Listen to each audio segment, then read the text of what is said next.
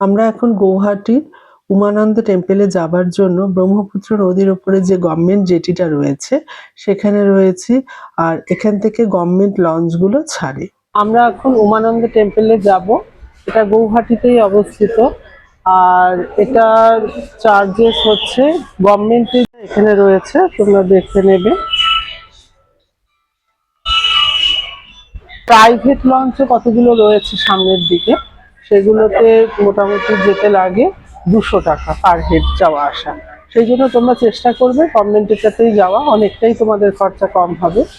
আর এইটা হচ্ছে পিকক আইল্যান্ডের মধ্যে ব্রহ্মপুত্রের মাঝখানে মন্দিরটা, শিব পার্বতীর টেম্পল। শিব ডেডিকেট করে এটা টেম্পলটা তৈরি করেছিল পার্বতীর জন্য। গভর্নমেন্টের একটা নতুন ফেরিঘাটের ব্যবস্থা ওরা করেছে, সেটা এখনো চালু হয়নি। ওটা চালু হবে সামনের মাস থেকে। ওখানে বসবার জায়গা টায়গা সমস্ত কিছু আছে, ভীষণ সুন্দর।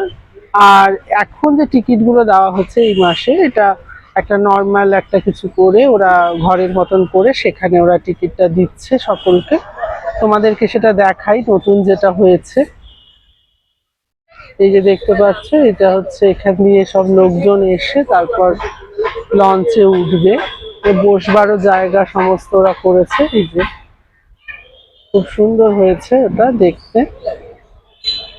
এখন ওরা ওখানে প্রবেশ করতে দিচ্ছে না, যেহেতু ওটা এখনো চালু হয়নি, সামনের মাস থেকে চালু হবে।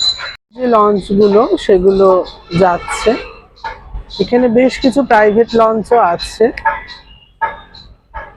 নতুন যে ফেরিঘাটটা তৈরি হয়েছে সেটা ডিসেম্বর মাস থেকে চালু হবে। লঞ্চের ভেতরটা ঠিক এরকম ভাবে সিটিং ক্যাপাসিটি গুলো রয়েছে, ভেতরে বাথরুমও রয়েছে, এমনি দেখতে বেশ সুন্দর।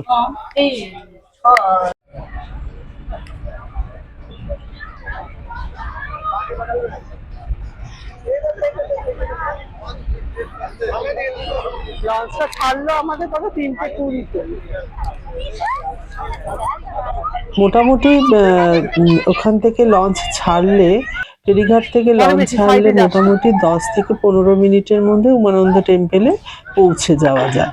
আর যেগুলো গভর্নমেন্ট লঞ্চ রয়েছে সেগুলো টাইমিং অনুযায়ী তোমাদেরকে মন্দির দেখে চলে আসতে হবে।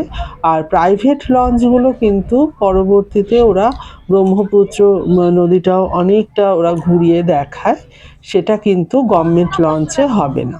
সেই কারণেই প্রাইভেট লঞ্চের চার্জেসটা অনেকটাই বেশি।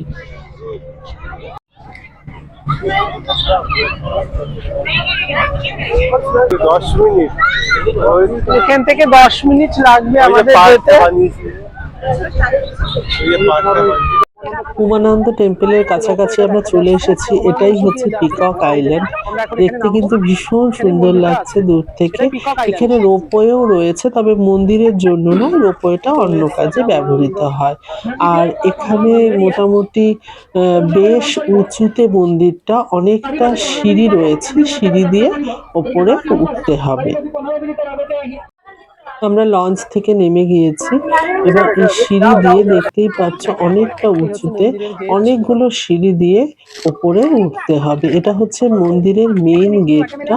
এখানে হনুমানজির মন্দিরও রয়েছে, আবার শিব পার্বতীর মন্দিরও রয়েছে, গণেশেরও মন্দির আছে এখানে। বেশ কিছু ঠাকুরের মন্দির এখানে রয়েছে। সিঁড়ি কিন্তু অনেকগুলো ছিল, বেশ উঁচুতে মন্দিরটা। আর সিঁড়ি দিয়ে যখন মন্দিরে ওঠা হয়, ব্রহ্মপুত্রটা অনেকটাই দেখা যায়, খুব সুন্দর লাগে ভিউটা। সানসেটও কিন্তু এখান থেকে ভীষণ সুন্দর দেখা যায়। হনুমানজির মন্দিরটা, প্রথমে হনুমানজির মন্দিরে আমরা গিয়েছিলাম, মন্দিরটা দেখে তারপর আবারও কিছু সিঁড়ি উপরে উঠে তোমার উমানন্দ যে টেম্পল, সেই উমানন্দ টেম্পলে শিব পার্বতীর মূর্তি দেখেছি। মন্দিরের ভেতরে গিয়ে যাবার পর বেশ পরিষ্কার পরিচ্ছন্ন ছিল মন্দিরটা। আর এখানে কিন্তু ভোগেরও একটা আয়োজন হয়, খাওয়ানো হয় ভোগ। আর গণেশের মূর্তিও রয়েছে ওখানে, দেখতেই পারলে ইঁদুরের একটা বেশ বড় মূর্তি রয়েছে। আর এখানে তোমার অনেক গাছপালাও দেখলাম লাগানো রয়েছে, বেশ পরিষ্কার পরিচ্ছন্ন ছিল মন্দিরটা।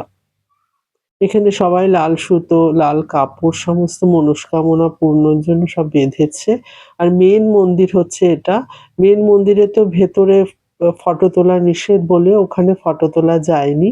আর আমরা যেহেতু 3:20 লঞ্চে গিয়েছিলাম বলে সানসেটটাও কিন্তু আমরা খুব সুন্দর দেখতে পেরেছি। তোমরা দেখতেই পাচ্ছ সূর্যটা যেন একটা মনে হচ্ছে একটা বলের মতন। তারপর আমাদের লঞ্চে একজন অসমীয়া সিঙ্গার গান করে শোনালো, খুব ভালো লেগেছে।